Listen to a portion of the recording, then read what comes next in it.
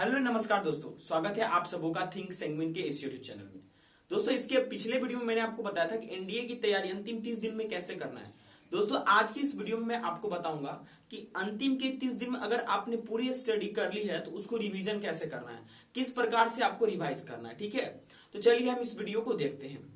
चलिए दोस्तों शुरुआत करते हैं। दोस्तों, अगर आप एक नया स्टूडेंट हैं तो आप जरा वेट कीजिएगा, मैं आपके लिए एक रूटीन भी डेवलप कर दूंगा। अगर आप एनडीए की तैयारी कर रहे हैं और रिवीजन मतलब कैसे करेंगे आपको पता नहीं चल पा रहा। ठीक है, देखिए, जब एनडीए एग्जाम के लास्ट 30 दिन बचते हैं तो लास्ट 30 दिन में मैं एक्सपेक्ट इस तरह से करता हूं स्टूडेंट से कि उनका सिलेबस जो है, जो भी चीज उन्होंने पढ़ा है सिलेबस उनका पूरा पूरा क्या होना चाहिए था, वो खत्म हो जाना चाहिए। ये मैं एक्सपेक्ट लेकर चलता हूं। इसके साथ साथ मैं आपसे ये भी आशा कर रहा हूं कि आप अपने सारे सब्जेक्ट के अच्छे ढंग से नोट्स को तैयार कर लिए होंगे, जो जो आपके सिलेबस के अकॉर्डिंग एनडीए के एग्जाम में आते होंगे। और तीसरी मैं आपसे ये उम्मीद कर रहा हूंगा कि आप प्रैक्टिस सेट के लिए कोई ना कोई एमसीक्यूज बुक या कोई ना कोई चीज ऐसा आप अरेंज कर लिए होंगे जिससे आप प्रैक्टिस सेट को लगाएंगे। तो चलिए दोस्तों, हम लोग देखते हैं कि किस तरह से हमें क्या करना है, एनडीए के लिए रिवीजन करना है और अच्छा स्कोर करके जाना है। दोस्तों, बहुत ही ज्यादा बेहद ये इंपॉर्टेंट वीडियो है, इसे जरूर आप देखिए, इसे मिस ना करिए। दोस्तों, अगर अच्छा लग रहा है तो आप प्लीज लाइक भी जरूर कर दीजिएगा। लाइक करते तो मेरा मोटिवेशन और बढ़ता है। चलिए देखते हैं। ओके, अब देखिए, हम लोग समझेंगे एक एक चीज को दोस्तों धीरे धीरे करके। देखिए, आप जब रिवीजन करेंगे तो आपके पास 30 दिन बाकी है। इस लगातार 30 दिन में आप क्या करेंगे, लगातार चीजों को रिवाइज करेंगे। जैसे कि मैं बताता हूं, देखो एनडीए के सिलेबस में जैसे कि आपको पता है, एक तो आता है मैथ्स का और दूसरा दोस्तों आता है जनरल एबिलिटी टेस्ट पेपर का। ठीक है, ये आपको पूरी तरह से बिल्कुल ढंग से पता है। ठीक है, तो जब अंतिम के 30 दिन बचेंगे तो मैं ये आपको कह रहा हूं कि आप कहीं से भी कुछ नहीं पढ़िएगा। ठीक है, कुछ नहीं पढ़ना है आपको। ठीक है, आप क्या करेंगे, अगर आपने पूरी पढ़ाई कर रखी है, अगर पूरी पढ़ाई आपने नहीं कर रखा है तो मेरा एक और वीडियो उसे देख लीजिए, डिस्क्रिप्शन बॉक्स में लिंक दिया गया है कि अंतिम 30 दिन में कुछ नहीं पढ़ा तो कैसे पढ़ेंगे। ठीक है, तो मैथ्स के लिए आपने जो भी कंसेप्ट लिया है उसका जरूर आपने नोट्स बनाकर रखा होगा। ठीक है, और इसके साथ साथ दोस्तों आपको क्या करना है, जो आपका नोट्स होगा दूसरा मैथ्स में आपने क्या करा होगा कि जो इंपोर्टेंट एमसीक्यूज होगा उसके भी एक अलग सेपरेट कॉपी बनाकर आप रखे होंगे। ठीक है, और इसके साथ साथ आपका फॉर्मूला का भी कॉपी आपके पास होगा। ठीक है, तो मैथ्स में आपको बेसिकली करना क्या है, तो आप क्या करो कि जैसे देखो, आप जो भी कंसेप्ट के नोट्स बनाकर रखे हो, मान के चलो आपने कैलकुलस के नोट्स बनाकर रखा है। ठीक है, तो आप क्या करोगे, इसका एक टाइम शेड्यूल बनाकर आप कैलकुलस का रिवीजन लगाओगे। जैसे कि मान लो कि आप कुल मिलाकर अभी 10 घंटा दोगे लेकर रिवीजन के लिए। ठीक है, 10 घंटा, तो इस 10 घंटा में आपको क्या करना है, 3 घंटा मैथ्स को देना है। और उस 3 घंटा में जैसे मान लिया मैंने एक टॉपिक अपने जो है कंसेप्ट नोट से उठा लिया कैलकुलस, तो कैलकुलस में दोस्तों मुझे क्या करना है, पहले 1 घंटा 30 मिनट में मेरे को क्या करना है, कैलकुलस में जो भी मैंने कंसेप्ट सीखा है टीचर से, कहीं से भी, किसी भी रिसोर्स से, मेरा जो भी नोट्स है उसको ठीक ढंग से मेरे को रिवाइज कर लेना। ठीक है, जो भी कंसेप्ट वगैरह है, जितने भी लिमिट से रिलेटेड आरएचएस और जितने भी लॉज वगैरह, ठीक है, जो भी आप पढ़ रहे लिमिट से लेकर, ठीक है, जीरो इन्फिनिटी वगैरह जो भी आप पढ़े हैं। ठीक है, तो उसको क्या करें आप 1.5 घंटा में, यानी 1 घंटा 30 मिनट में क्या करें, रिवीजन करें। ठीक है, और उसके बाद क्या करें, उसके बाद दोस्तों आपको क्या करना है, बाकी के जो समय बचेंगे उसमें आपने उम्मीद है कि प्रीवियस ईयर जो है एनडीए का मैथ जो है लिए होंगे, एनडीए मैथ्स का। ठीक है, देखिए अगर अभी नहीं लिए हैं तो आप मंगवा लीजिए 2-3 दिन में। ठीक है, जल्दी से, क्योंकि आप इधर से 1.5 घंटा क्या करेंगे, मतलब कंसेप्ट को पढ़ेंगे और जो भी क्वेश्चन लिमिट से हो, कंटिन्यूटी से हो या डिफरेंसिबिलिटी से हो, सबको आप बाकी के 1.5 घंटा में स्पीडी ट्रायल लगाएंगे, घड़ी रख लेंगे और मैक्सिमम क्वेश्चन प्रीवियस ईयर के सॉल्व करने की आप प्रयास करेंगे दोस्तों।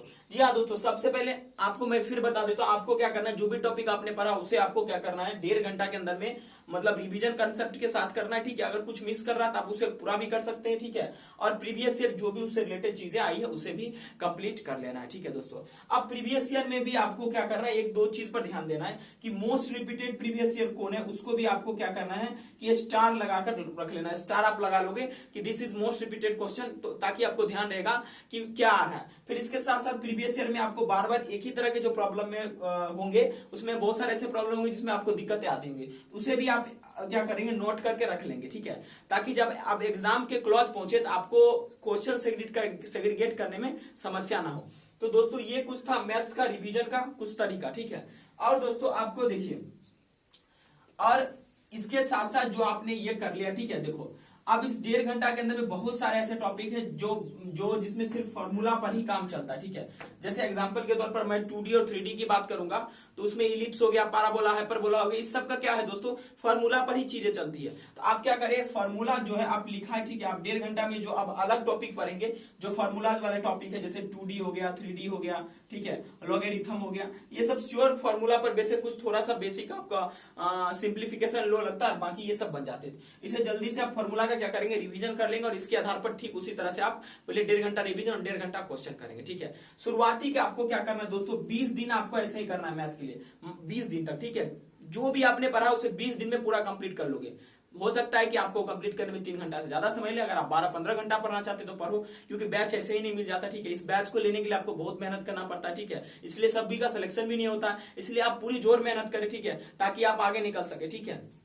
देखिए आपको मैथ्स के लिए इतना करना, जब बाकी के 10 दिन बचेंगे, ठीक है, बाकी के 10 दिन में क्लोज पहुंचता कहां पर, तो 14 नवंबर से कुछ दिन पहले, मान लो मैं 1 नवंबर से बातचीत करना आपसे शुरू करता हूं। 1 नवंबर में से आप क्या करोगे, प्रैक्टिस सेट लगाओगे मैथ का, ठीक है। एनडीए पाथफाइंडर या एनडीए का जो प्रैक्टिस सेट 10 प्रैक्टिस सेट आता है उसे क्या करोगे, आप अच्छे ढंग से लगाओगे, ताकि आप पता कर पाओगे कि आपका स्कोर कितना जा रहा है, ठीक है। ओके दोस्तों, आपको घबराना नहीं, हो सकता है कि किसी प्रैक्टिस सेट में आपको कम मार्क्स आए, तो आपको उस चीज को लेकर घबराना नहीं। आप ये कोशिश करना कि मेरा कहीं पर अगर रिवीजन छूट रहा है तो उसे मैं कंप्लीट कर लूं, ठीक है। तो आप 10 प्रैक्टिस सेट मैथ का अच्छे ढंग से लगा लेंगे और इसमें जो जरूरी जानकारी आपको छूट रहा है उसे सीख भी लेंगे। तो ये कुछ था मैथ्स का स्ट्रेटेजी, ऐसा करने पर आपको मैथ्स में बहुत ज्यादा मार्क्स आने की संभावना है, ये ध्यान आप रखिएगा। अगर आप ऐसा नहीं करते हैं, आप अभी भी पढ़ रहे हैं, पूरे 6-7 महीना पढ़ने के बाद अभी भी कुछ कुछ नया कहीं से कोई बता दिया, जेईई मेंस का क्वेश्चन कर लो, एडवांस का क्वेश्चन कर लो, वहां भी आ जाता है, तो आप बढ़ गए भाई, तब निकलना मुश्किल हो गया, ठीक है। आपने जो भी चीज पढ़ा उसी को आप रिवीजन लगाना, 1 महीना आपको यही करना है, क्योंकि इसका सिलेबस बहुत ज्यादा ह्यूज है। इस बात को आप अच्छे ढंग से मेरे प्यारे दोस्तों समझ लीजिए, मैं आपको जेन्युइन बात बता रहा हूं, क्योंकि मेरे को ये पता है कि क्या विद्यार्थी के साथ होता है, ठीक है। चलिए अब हम नेक्स्ट बातें कर लेते हैं जनरल एबिलिटी टेस्ट पेपर पे। देखिए आपने 3 घंटा इधर दे दिया, ठीक है। अब देखिए बाकी के जो 7 घंटे बचेंगे, इस 7 घंटे को यूटिलाइज आप कैसे करेंगे, let me check the camera,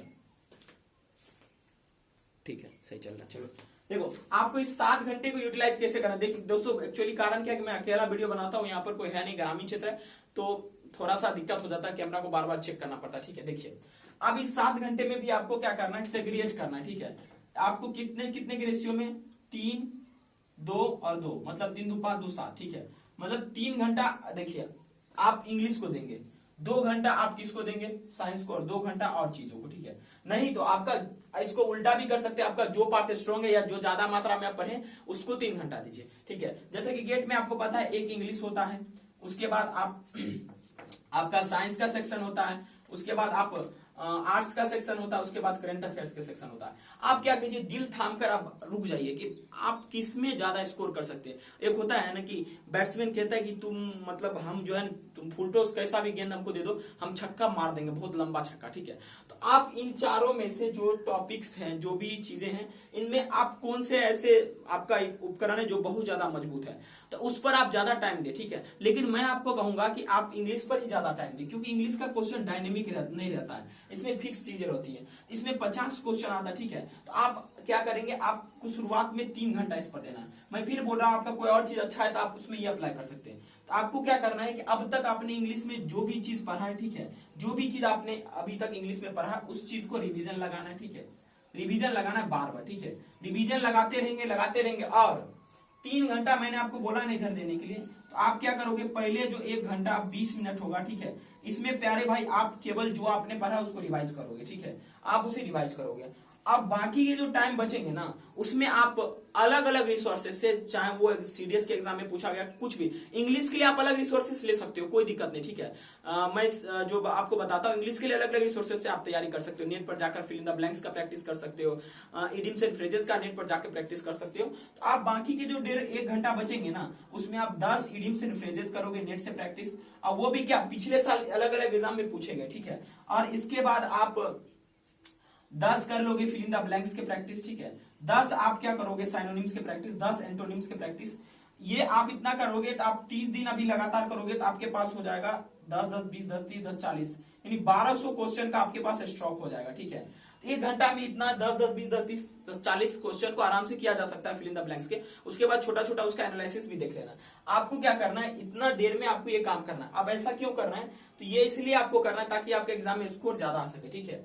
अब देखिए, आप साइंस सेक्शन पे आते हैं। साइंस सेक्शन में जो कुछ भी आपने पढ़ा है कंसेप्ट्स को, ठीक है, उसका सेपरेट नोट आप बनाकर रखे होंगे, ठीक है।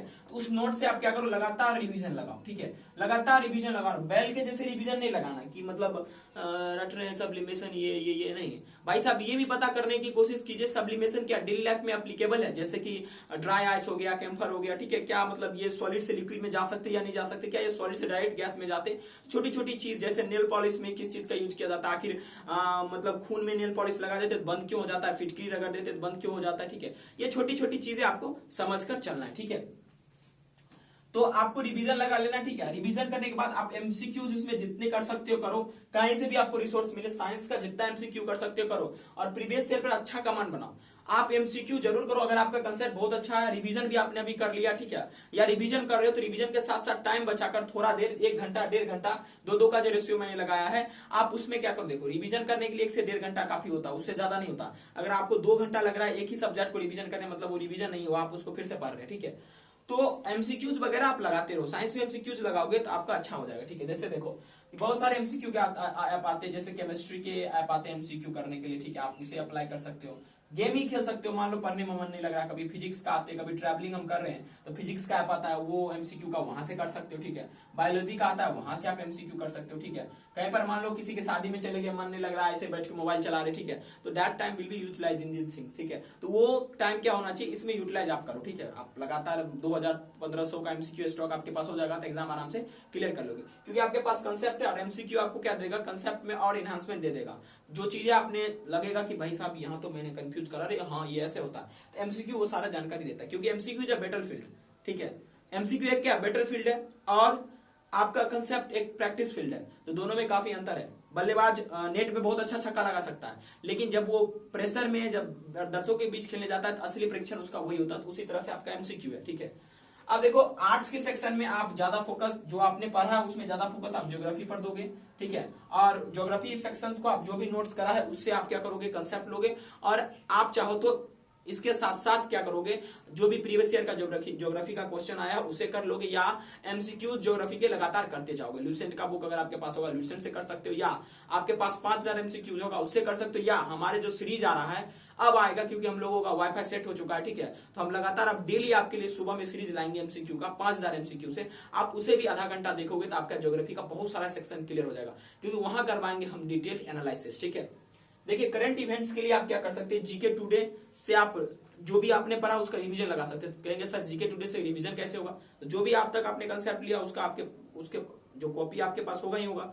इसके अलावा आपने जो कुछ भी पढ़ा ठीक ढंग से, ठीक है, आप उस चीज को जीके टुडे वेबसाइट पे जाओगे, वहां पर एमसीक्यूज होते हैं, ठीक है। जैसे कि भाई साहब ये एक्सरसाइज कहां पर हुआ था, ये कहां पर हुआ, गल्फ ऑफ एडन में हुआ, या अंडमान निकोबार में हुआ, या बे ऑफ बंगाल में हुआ, या कहां हुआ, ठीक है। तो वहां सारे एमसीक्यूज दे रहते अलग अलग के बुक्स एंड ऑथर के, जो अभी किसी को पुरस्कार मिला उसके लिए, ठीक है। तो आपको क्या करना है, इस तरह से अपने आप को तैयार कर लेना, ठीक है। और ध्यान रखिएगा एक बात इसमें, जब भी आप ये स्ट्रेटेजी अपनाते हो 3 2 और 2 का, ठीक है, तो एक बात आपका ध्यान रखना चाहिए कि आप ये कभी मत करना कि भाई साहब जो है इसमें हम ऐसे स्कोर कर लेंगे, इसमें ऐसे स्कोर कर लेंगे, नहीं। आपका कोई ऐसा सेक्शन होना चाहिए जिसमें आपको महारत हासिल हो, या वो साइंस का हो सकता है, या आर्ट्स का हो सकता है, या कोई भी ऐसा सेक्शन हो सकता है जिसमें आपने पीएचडी कर रखा, मतलब भाई साहब इससे बेहतर मेरे को कुछ भी पूछे मैं फोड़ दूंगा, ठीक है। अगर ऐसा कोई सेक्शन नहीं है तो एनडीए के एग्जाम निकालना बड़ा मुश्किल हो जाएगा, ठीक है। तो आपका ऐसा कोई सेक्शन है तो आप खुश हो जाओ कि आपका एनडीए के एग्जाम निकलेगा, ठीक है। क्लियर बात। तो आपको कुछ ऐसे तरीके हैं जिससे आपको क्या करना है कि अपने आप को रिवीजन में लगाना है। तो एनडीए के रिवीजन के लिए मैं कुछ लास्ट में आपको समरी दे देता हूं, क्रक्स। देखिए पहले जो भी कंसेप्ट रहा उसे अच्छे ढंग से रिवीजन करो, ठीक है। नया पढ़ने की कोशिश अब ना करो, जो भी आपने पढ़ा उसको रिवाइज करो। एमसीक्यू लगाओ जितना आप लगा सकते हो, जितनी आपकी क्षमता उतना एमसीक्यू लगाओ, उसे याद रखने की भी कोशिश करो, ठीक है। और एमसीक्यू को रिलेट करने की कोशिश करो। इसके साथ साथ आप क्या करो कि कभी भी आउटर रिसोर्स पे रिलाई नहीं करो, कि जैसे कि नया नया कुछ कोई बोल दिया, जैसे कि मान लीजिए अभी मैंने रिसेंटली आपको मिशन इंडिया के बारे में बताया था, ठीक है। तो वो उन स्टूडेंट के लिए थे जो कभी पढ़ाई किए ही नहीं थे। 30 दिन में, अब बचे हुए 30 दिन में वो तैयारी करेंगे। आप अगर इससे पहले पाथफाइंडर खरीद रखे तो आपको टाइम बर्बाद नहीं करना, आप पाथफाइंडर से ही करोगे कंप्लीट, ठीक है। तो दोस्तों अगर आपको ये वीडियो अच्छा लगा तो कमेंट जरूर कीजिएगा, अपने भाई का उत्साह जरूर बढ़ाइएगा। Thank you very much for watching this video.